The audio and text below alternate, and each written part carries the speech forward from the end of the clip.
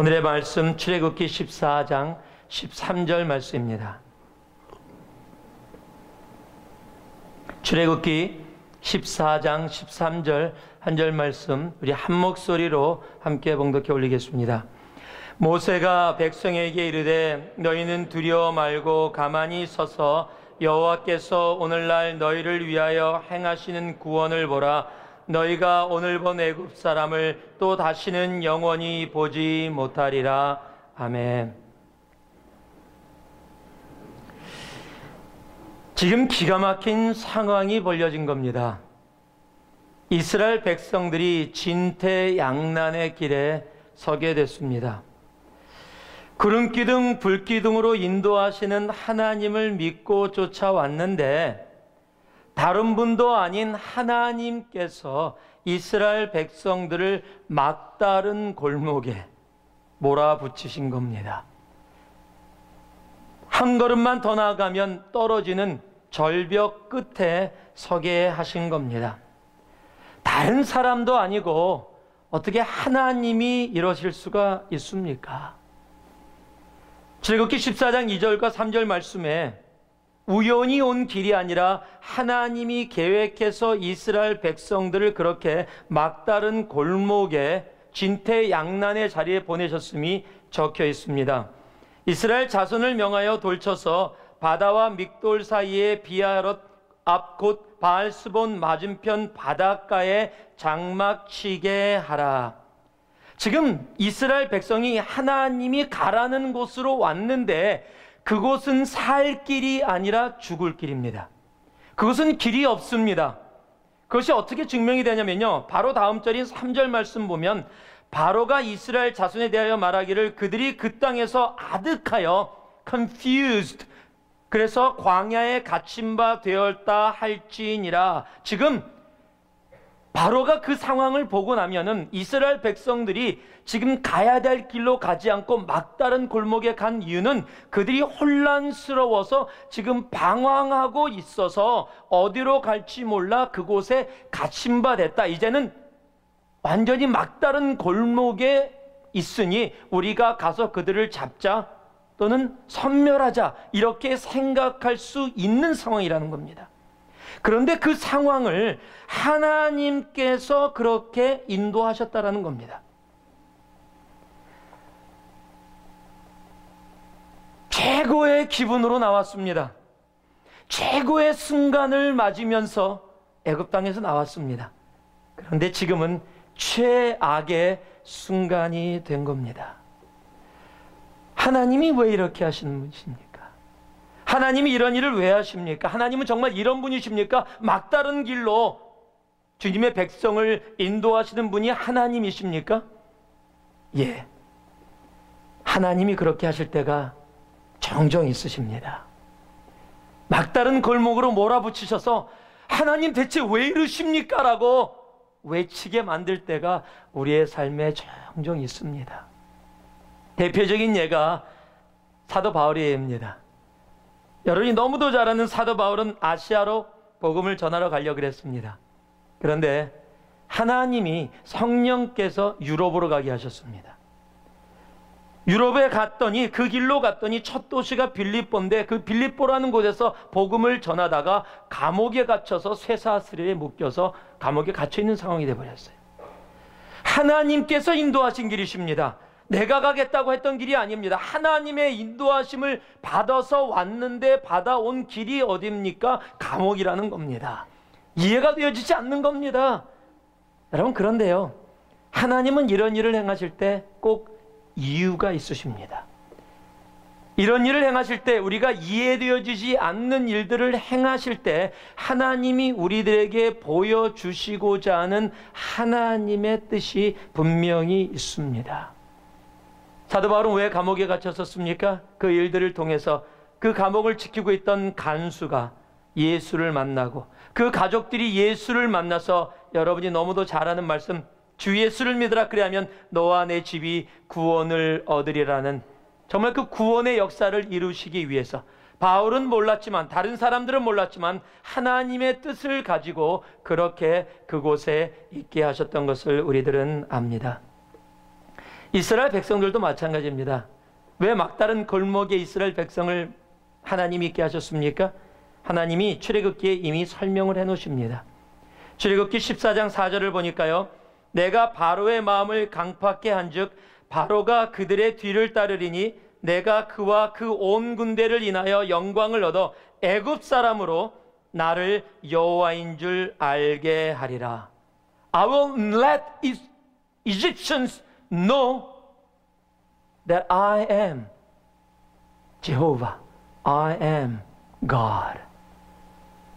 여러분, 이 애굽 사람으로 하여금 하나님이 하나님이신 것을 알게 하기 위해서 이스라엘 백성을 지금 이해되어지지 않는 막다른 골목의 길에 있게 하시고 있다는 겁니다. 이것뿐만이 아닙니다. 31절에 보니까요, 이스라엘이 여호와께서 애굽 사람들에게 베푸신 큰 일을 보았으므로 백성이 여호와를 경외하며 여호와와 그 종 모세를 믿었더라. 지금 그 일을 통해서 그 막다른 골목의 길에 있게 하시고 하나님이 행하신 모든 것을 봤더니 이스라엘 백성들이 어떻게 됐어요? 여호와를 믿게 됐어요. 더 믿게 됐습니다. 경외하면서 믿게 됐고 여호와뿐만이 아니라 모세까지도 믿게 만들었습니다. 이스라엘 백성들은 하나님을 잘 모르고 있었습니다. 그저 막연하게 알고 있었습니다. 모세도 잘 모르고 있었습니다. 그런데 이제 하나님이 이 일을 행함으로써 앞으로 이루어지는 40년의 광야의 생활 가운데 하나님을 따르며 그 리더 모세를 따를 수 있도록 하나님이 이 일을 이미 계획해 놓으셨다는 겁니다.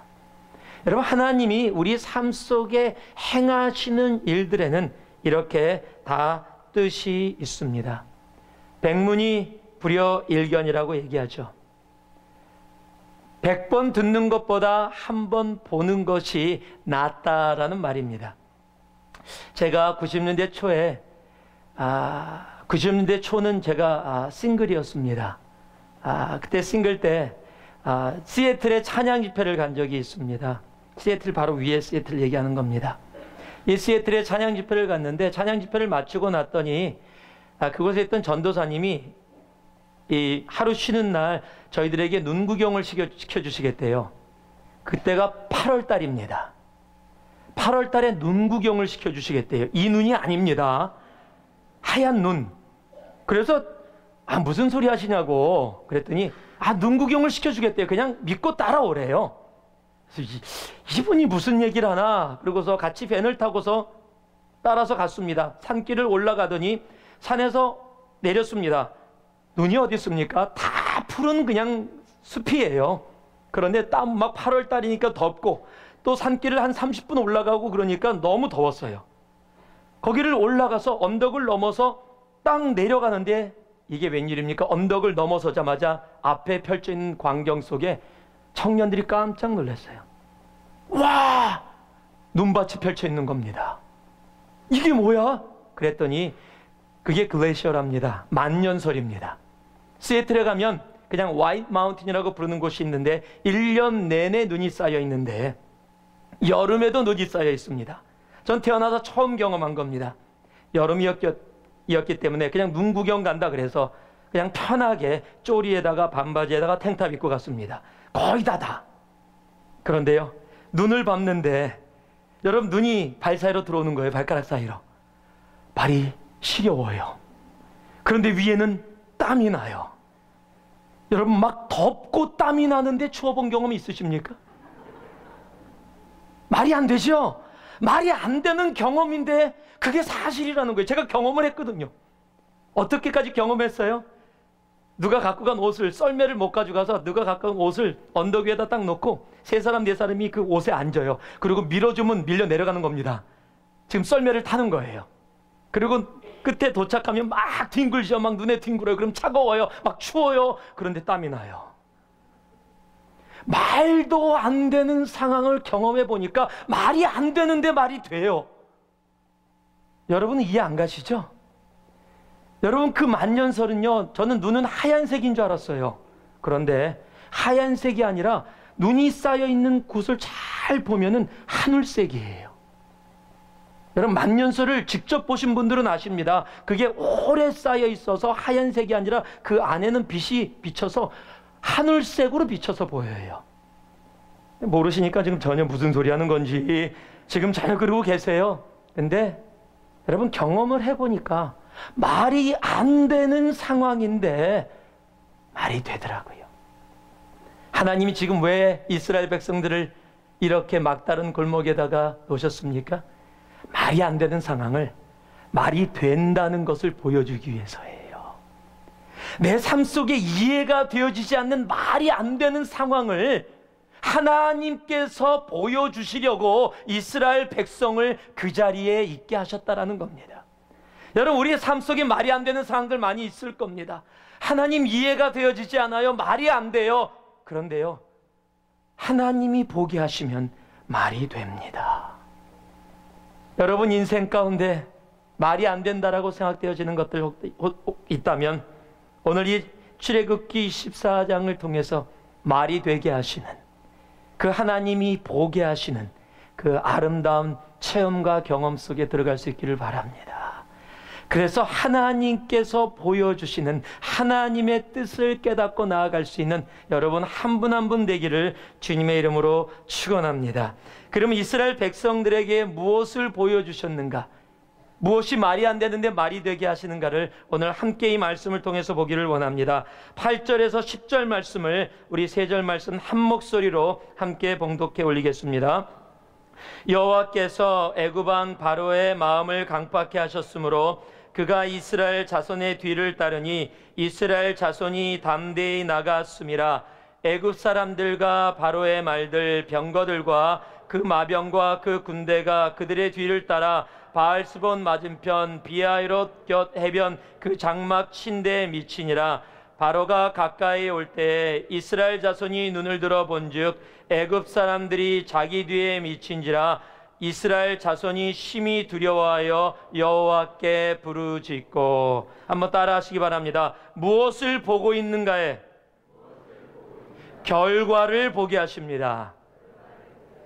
무엇을 보고 있는가의 결과를 보게 하시려고 이스라엘 백성들을 그 자리에 있게 하신 겁니다.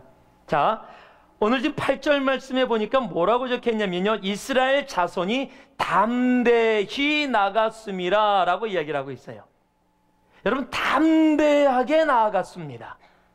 담대하게 나아갔는데 금방 심히 두려워 떨었더라 라고 얘기하고 있어요. 영어로는 They were terrified. 공포에 젖었다. 아니, 8절에서는 담대히 나아갔다. 바로 9절 10절에서는 공포에 젖어 두려워 떨고 있다. 아니, 어떻게 이렇게 금방 변할 수가 있어요? 변할 수가 있습니다. 왜냐면은요, 이들이 담대히 나아갔던 이유가 뭡니까? 바로 그 8절 주어가 뭐예요? 여호와께서 애굽 땅과 바로에게 행했던 것을 보았습니다. 즉 여호와께서 행하시는 것을 보고 있었을 때는 이들이 담대함으로 애굽에서 자신 있게 나왔어요. 자신 있게 나왔습니다. 담대함으로 우리의 하나님은 애굽의 하나님 신들보다 훨씬 위대하신 분이시다, 강하신 분이시다, 할렐루야 그러면서 담대히 찬양하며 나왔을 겁니다. 그런데요, 그렇게 나왔던 이스라엘 백성들이 바로가 쫓아오는 것을 10절에 뭐라고 얘기하고 있습니까? 눈을 들어 본즉. 무엇을 보고 있어요? 바로를 보고 있는 겁니다. 여호와 하나님을 보고 있던 눈이 바로를 향했더니 두려움으로 변했어요. 담대함이 두려움으로 변해서, 공포로 변해서 떨고 있는 겁니다.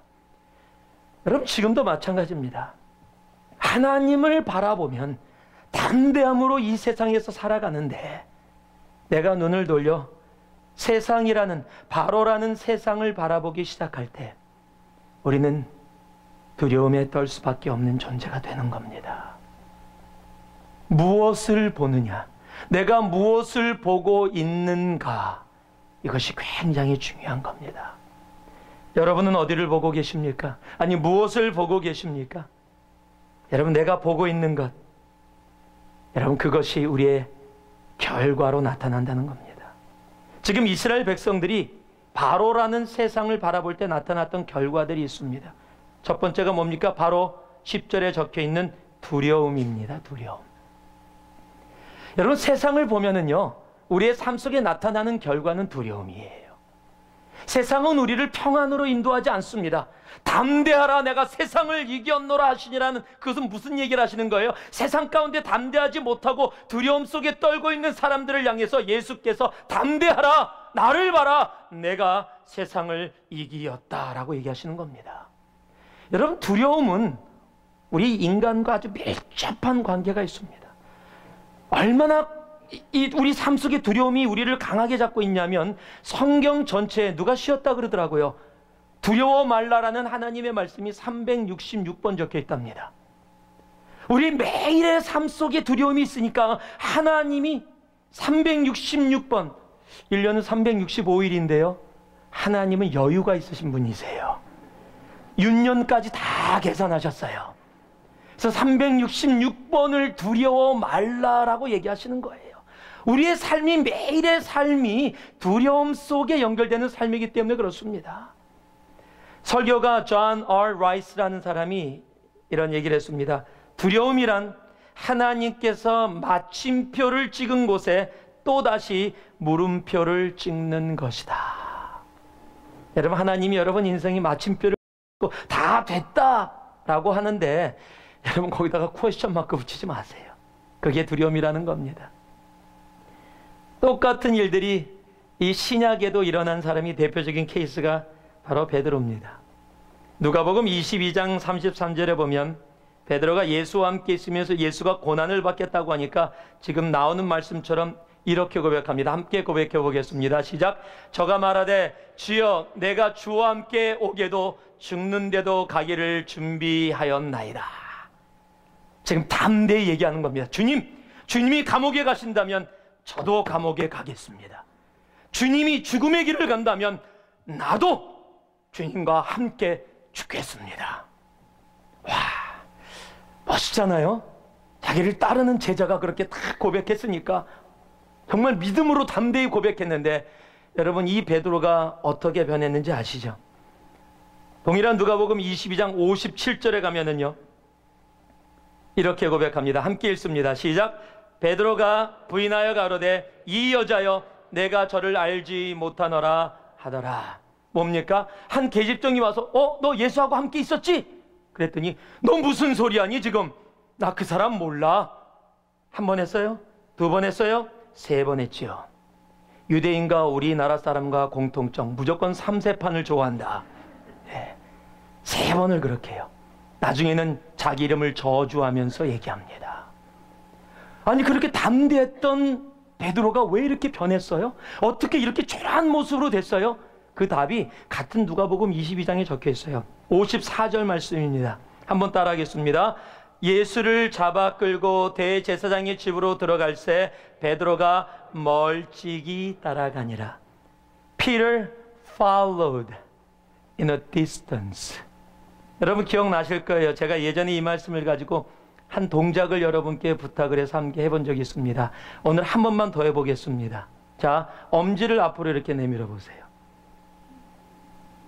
자, 그리고 제 얼굴을, 아무리 제 얼굴이 크다 해도, 자, 한쪽 눈을 감으시고 그 엄지로 제 얼굴을 가려보세요. 가려집니까? 가려지지요? 충분히 가려집니다. 아무리 커도 여러분과 저와 사이에 뭐예요? 거리가 있기 때문에 가려집니다. 그런데 제가 조금 한번 내려가 보겠습니다. 비디오가 좀 힘들겠지만은 제가 형제님 밑으로 내려왔습니다. 자, 한번 가려보세요. 가려집니까? 안 가려지죠? 좀 커요. 그래서 안 가려집니다. 왜 안 가려져요? 똑같은, 아무리 제 얼굴이 크다고 해도, 들으시는 분들이 오해하시겠는데 그렇게 크지 않습니다. 아무리 얼굴이 크다고 해도 여러분 멀리 있으니까 어떻게 됩니까? 가려집니다. 그런데 가까이 있으니까 가려지지 않습니다. 여러분, 지금 베드로가 예수와 함께 있었을 때 어떻게 고백했어요? 주님, 내가 주님과 함께 오게도 가고 죽을 준비가 돼 있습니다라고 고백했는데 이제 예수를 멀찌감치 쫓아가고 있어요. 지금 세상은 커졌고 예수는 작아졌습니다. 내 눈에 무엇이 잘 보이고 있습니까? 예수를 잡아가고 있는 로마 병정이 훨씬 더 커 보이는 겁니다. 세상의 힘이 지금 예수보다 더 커 보이는 상황, 그 상황이 되니까 동일한 베드로가 동일한 입술로 무엇을 고백하고 있어요? 나는 예수 알지 못한다. 두려움에 떨고 있는 겁니다. 여러분, 예수를 바라보고 있으면 크신 예수님이 내 가슴에 다가옵니다. 그런데 내가 눈을 돌려서 세상을 바라보기 시작하면 여러분, 예수님이 왜 이렇게 작은지요? 왜 세상은 그렇게 큰지요? 세상이 너무 크니까 세상에서 이루어지는 일이 감당이 안 되는 거예요. 그러니까 두려움 가운데 떨 수밖에 없는 겁니다. 여러분, 세상을 바라보며 나타나는 결과가 바로 두려움입니다. 두 번째가요, 불평입니다. 바로라는 세상을 바라보며 나타나는 결과가 불평입니다. 출애굽기 14장 11절을 같이 한번 읽어보겠습니다. 그들이 또 모세에게 이르되 애굽에 매장지가 없으므로 당신이 우리를 이끌어내어 이 광야에서 죽게 하느뇨? 어찌하여 당신이 우리를 애굽에서 이끌어내어 이같이 우리에게 하느뇨? 지금 바로를 보니까 바로 나타나는 결과가 뭐예요? 지금 담대히 할렐루야 그러면 모세 우리의 구원자 그러고 막 나왔는데 너 때문에 이렇게 됐다라는 거예요. 지금 너 때문에 불평이 바로 나오는 겁니다. 한 정신적으로 조금 문제가 있으신 분이 한 남자가 예배가 끝나면 항상 목사님께 와서 악수를 나누었답니다. 그러면서 그는 계속 나누면서 이렇게 불평하고 불만을 계속 표했답니다. 목사님, 당신 설교가 너무 길어. 당신 설교가 너무 지루해. 당신 설교가 너무 졸려. 이거 제 얘기 아닙니다. 예화예요, 예화. 근데 그 소리를 자꾸 불평을 계속 매주마다 동일한 불평을 들으니까 목사님이 좀 낙심을 했어요. 아무리 그분이 좀 정신적으로 어려운 분이라고 하더라도 계속 들으니까 좀 낙심을 해서 위로를 받기 위해서 한 집사님을 만나서 얘기하다가 그 얘기를 했습니다. 그랬더니 그 집사님이 이렇게 위로해 주십니다. 목사님, 그 사람에 대해서 신경 쓸 거 없어요. 그 사람은 단지 다른 사람들이 하는 말을 듣고 그대로 말할 뿐이에요. 완전히 목사님 돌아가실 겁니다. 여러분, 불평은요, 나도 죽이고 불평의 대상도 죽입니다. 내가 세상을 보면 불평이 나올 수밖에 없습니다. 그게 우리들의 삶의 모습이에요. 불평은 내 현실에 이루어진 이 상황이 나 때문이 아니라 너 때문이라는 겁니다. 네 잘못이라는 겁니다. 내 잘못이 아니라 너의 잘못으로 인해서 내가 지금 이러한 상황 속에 있다라는 것이 바로 불평입니다. 하나님은요, 그래서 하나님의 위대한 일을 행하시고 이해할 수 없는 일을 행하실 때 종종 말을 못하게 하실 때가 있으세요.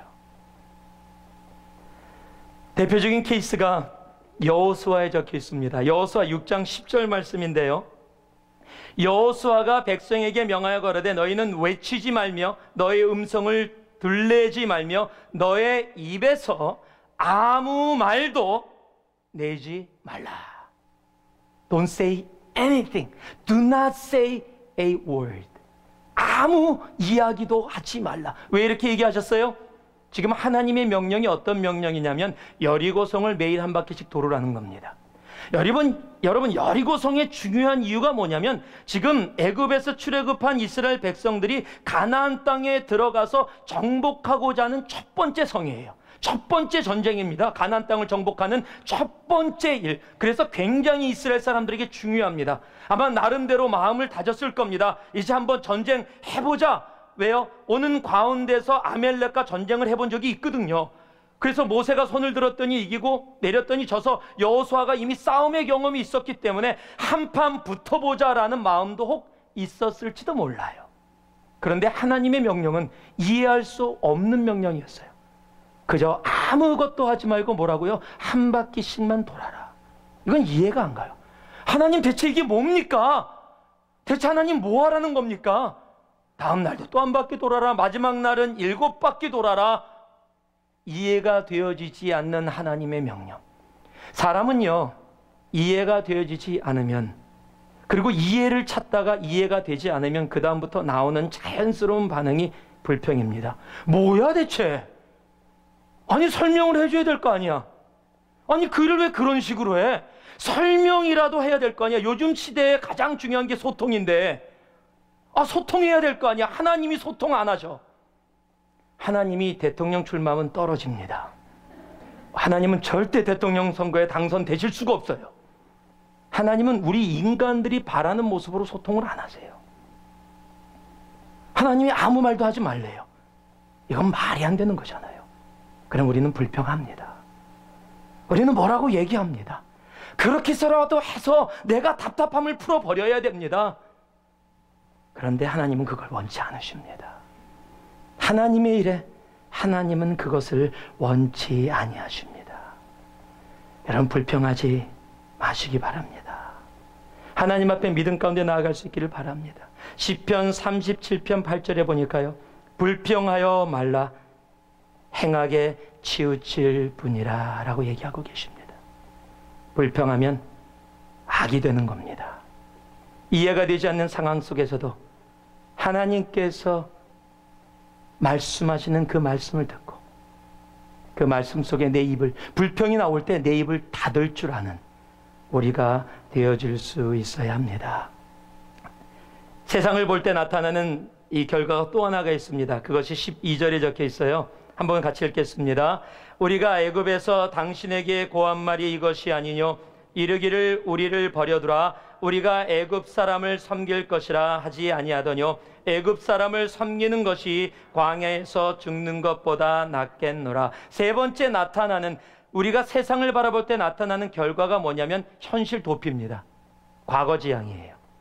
지금 이스라엘 백성들이 모세에게 뭐라 그러냐면, 거봐 내가 나오기 전에 그랬잖아. 놔두라고. 나 건들지 말라고. 나 그냥 있게 놔두라고. 근데 나올 때 멋있게 나왔거든요. 그거 잊어버리고 있었어요.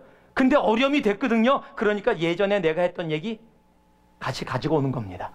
내가 그랬었지. 내가 애굽에 있었을 때 그냥 놔두라고. 우리 여기서 그냥 이렇게 살겠다고.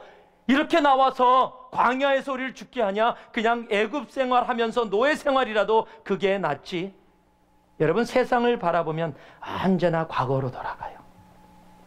여러분 세상을 기준으로 바라보면 과거로 돌아갑니다. 우리 아내 되시는 분들 남편을 보면서 예전엔 훨씬 낫는데, 우리 남편분들 아내 보시면서 예전엔 참, 더 이상 얘기 안 하겠습니다. 여러분 지금 불만 있고 불평 있고 세상의 개념으로 바라보면 자꾸 예전으로 돌아가요. 자꾸 예전의 그 모습. 당신 옛날에는 안 그랬는데, 옛날엔 안 그랬지요. 당연히 안 그랬죠. 시간이 지나면서 다른 모습으로 변했을 거예요. 예전에는요 배 안 나와요. 결혼하면 남자들은 배 나와요. 예전엔 안 그랬는데 뭐 다 그렇지요. 그런데 그 모습이 아니라는 거예요. 지금 불만이라는 거죠. 지금이 만족이 안 된다라는 거죠. 여러분 세상을 바라보면 지금의 것에서 과거로 돌아가고 싶은 마음들이 계속해서 생깁니다. 나는 예전의 모습으로 돌아가. 그 예전, 왜? 현실에 기쁨이 없기 때문이에요. 세상을 바라보면 언제나 우리는 과거 지향적이 됩니다. 현실 도피가 이루어집니다. 그러나 하나님을 바라볼 때는 우리가 과거 지향적이 되지 않습니다. 내가 하나님을 바라보고 하나님께 집중하면 지금서부터 미래를 바라보게 되는 겁니다. 맥스 루카도라는 이 저자가 있습니다. 기독교 좋은 책들을 많이 쓰신 분이십니다.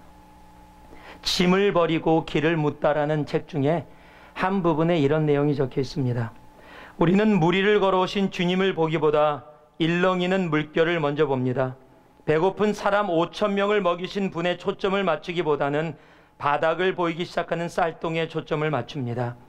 예수님께서 십자가에 못 박히신 캄캄한 금요일에 신경 쓰느라 주님이 부활하신 영광의 주의를 놓치고 맙니다.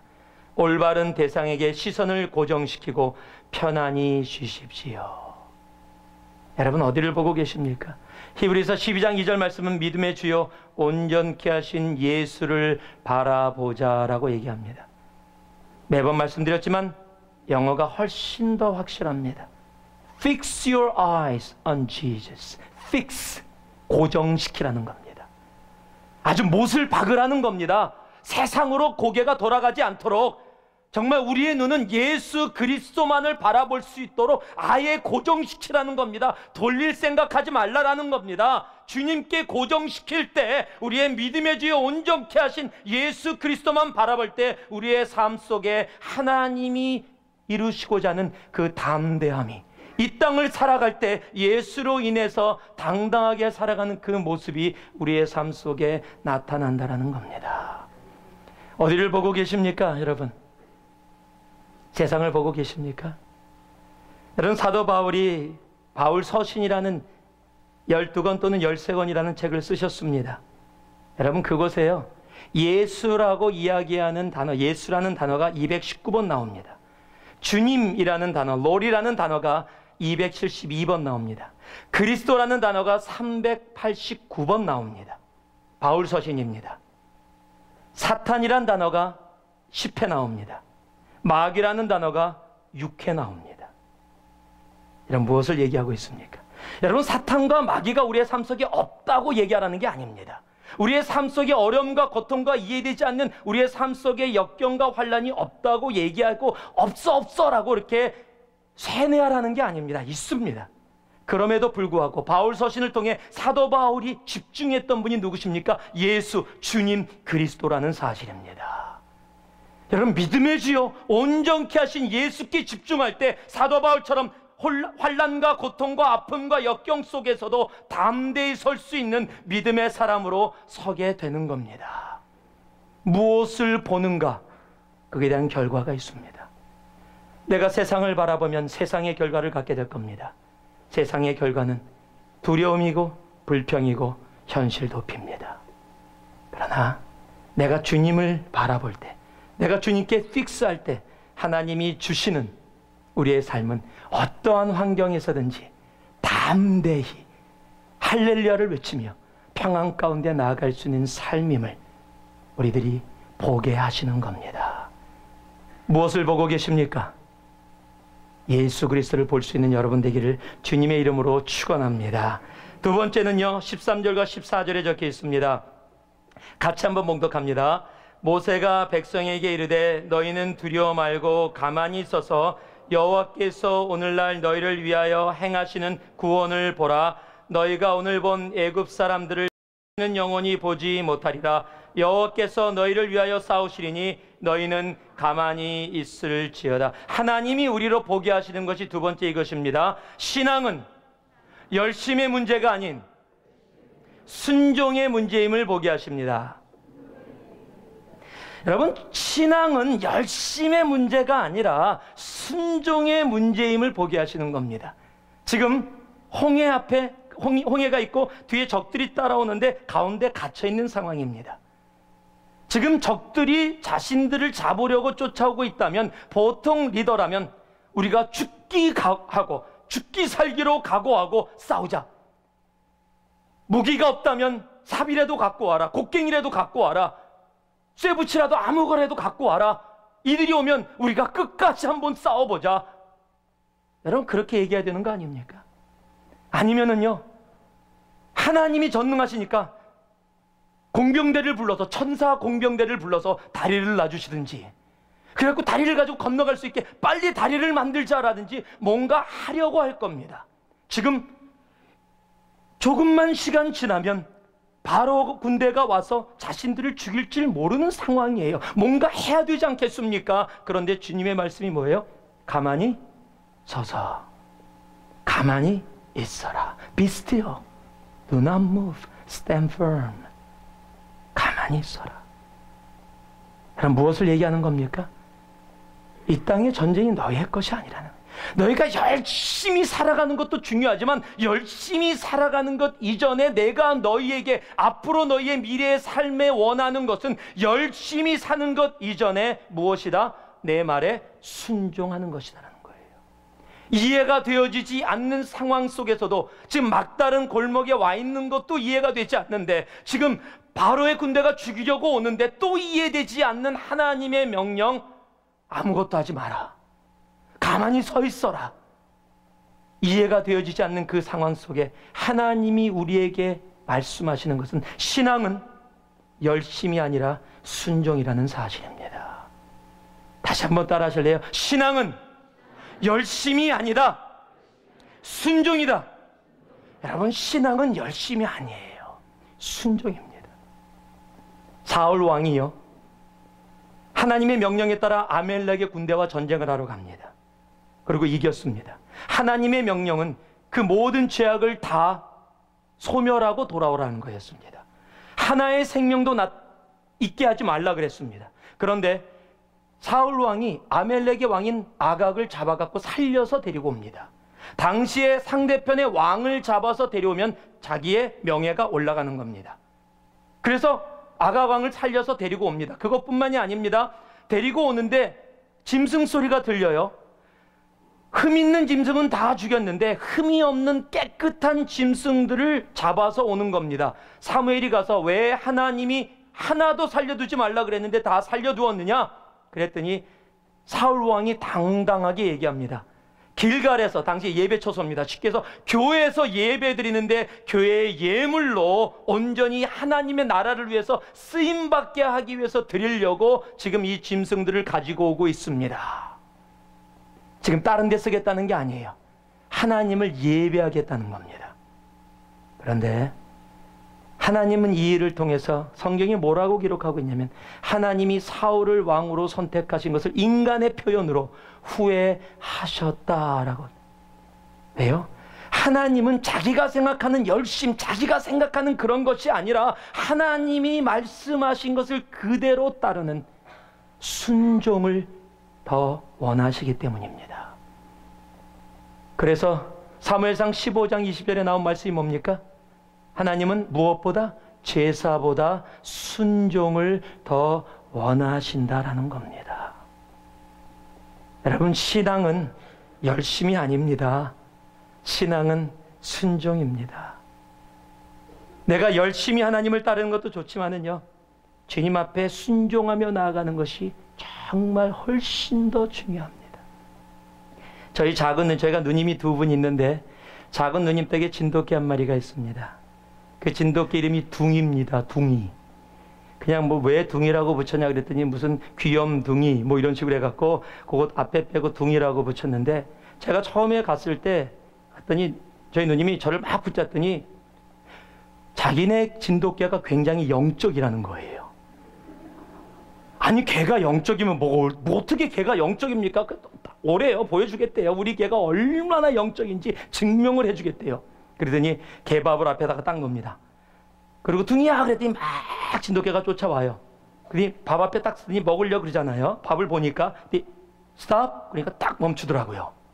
그래, 뭐 그 정도는 개들 훈련받으면 다 하잖아요. 그래, 뭐가 영적이야? 그랬더니 잠깐만 기다리래요. 손 그랬더니 손을 딱 내밀어요. 또 손 그랬더니 손을 딱 내밀어요. 딱 손을 잡아요. 그리고 기도를 합니다. 하나님, 이제 밥을 먹는데 우리 둥이 건강하게 하시고 귀염둥이로 잘 지내게 해주세요. 예수님 이름으로. 그러면서 손을 딱 놨어요. 그리고 가만히 있죠. 근데도 안 먹고 저는 눈 뜨고 보고 있죠. 이놈도 눈 안 감아요. 기도하는데 눈도 안 감아요. 뭐가 영적이에요? 그런데 예수님 이름으로 기도합니다 그랬더니 가만히 있어요. 조금 있다가 아멘 그러니까 바로 먹는 거예요. 얘가 기도하고 식사해요. 여러분, 기도할 때 식사 안 하시는 분, 얘 둥이보다 못한 겁니다 지금. 기도하고 식사해요. 기도하고. 영적이라는 거예요. 알죠?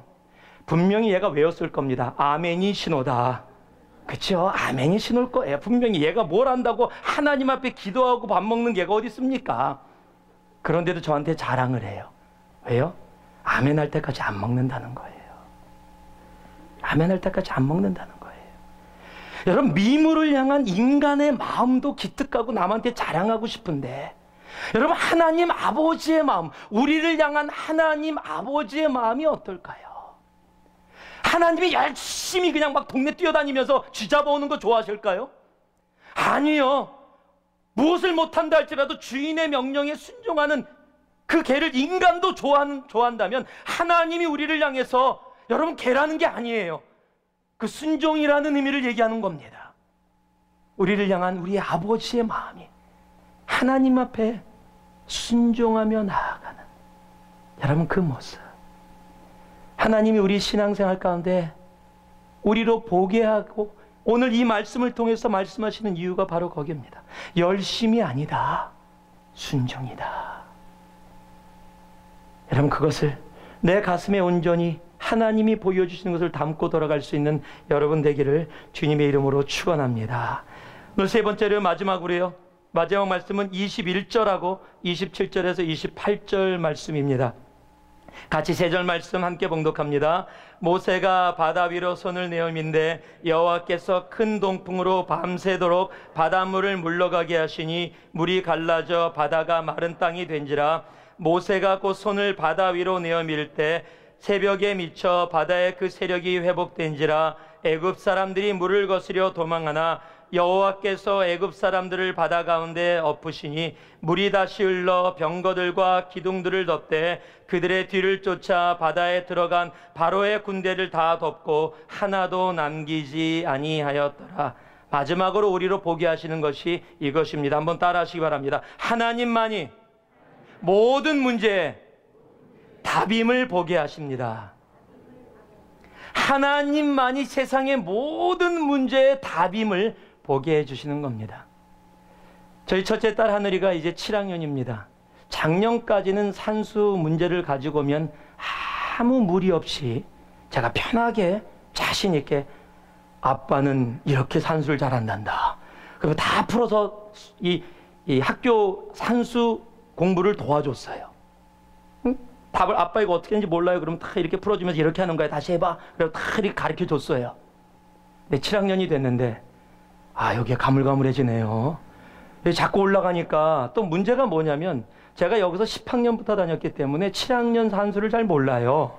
네, 제가 여기서 10학년부터 미국에서 다녀서 또 영어 단어들이 조금 어려운 것들이 이렇게 자기네끼리 쓰는 단어, 제가 한국말로는 아는데 영어로는 잘 몰랐던 거예요. 사전을 찾아야 돼요.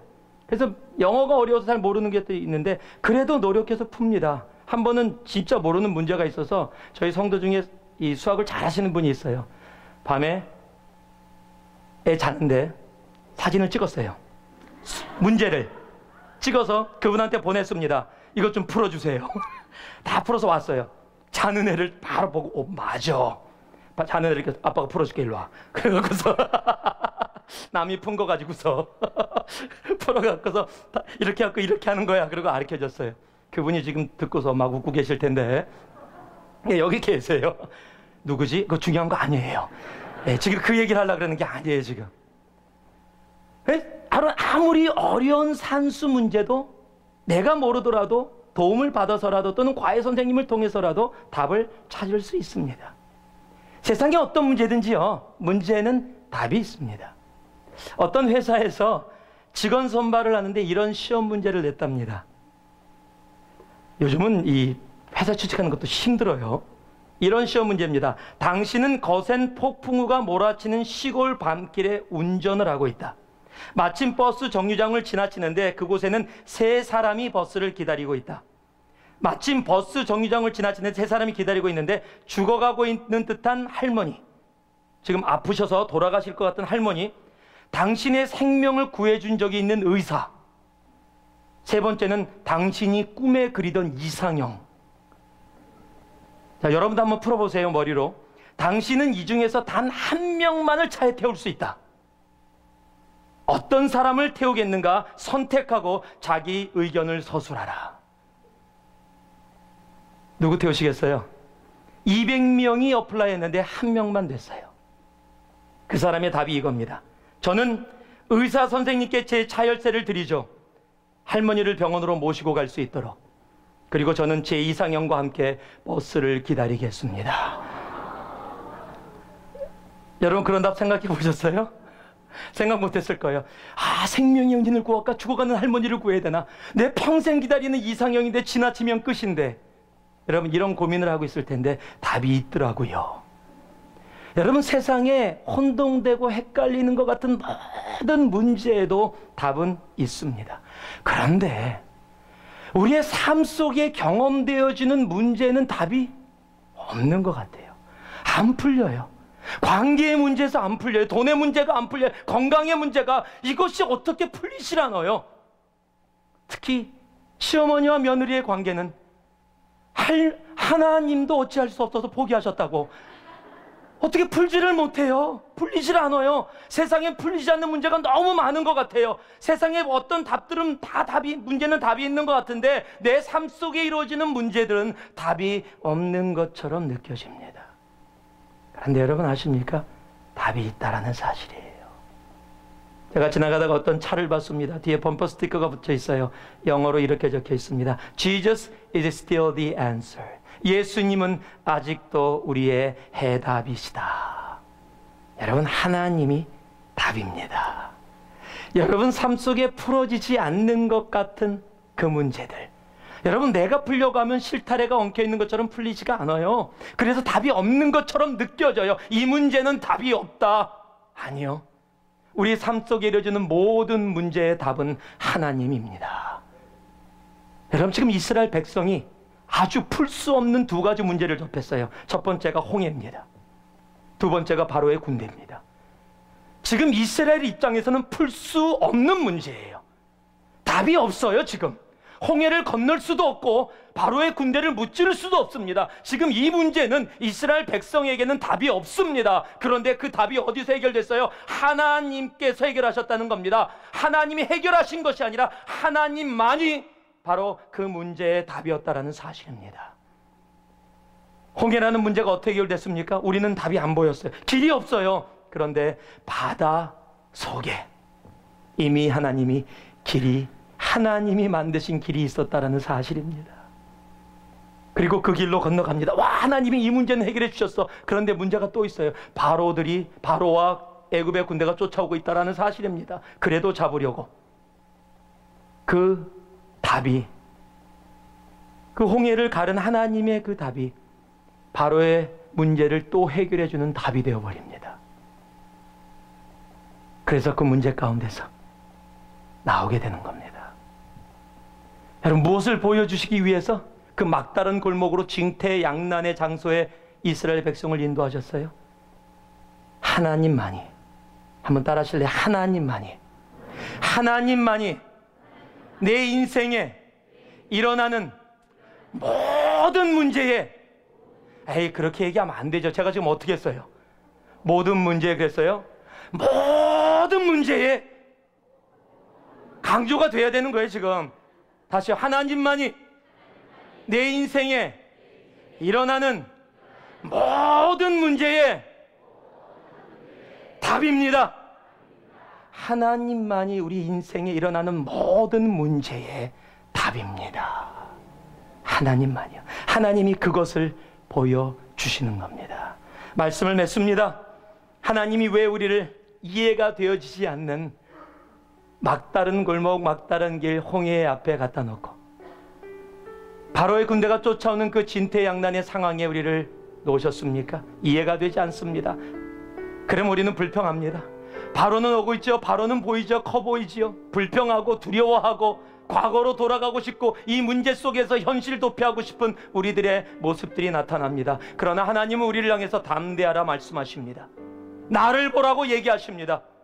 그럴 때 하나님이 우리의 인생 가운데 하나님께 순종하고 두려워 말고 가만히 서 있을 때 하나님이 행하시는 신앙의 여정은 네가 무엇을 해서 그 문제를 풀어나가는 것이 아니라 내 말을 순종하고 있을 때 내가 하는 것이라는 것을 보게 하여 주시는 겁니다.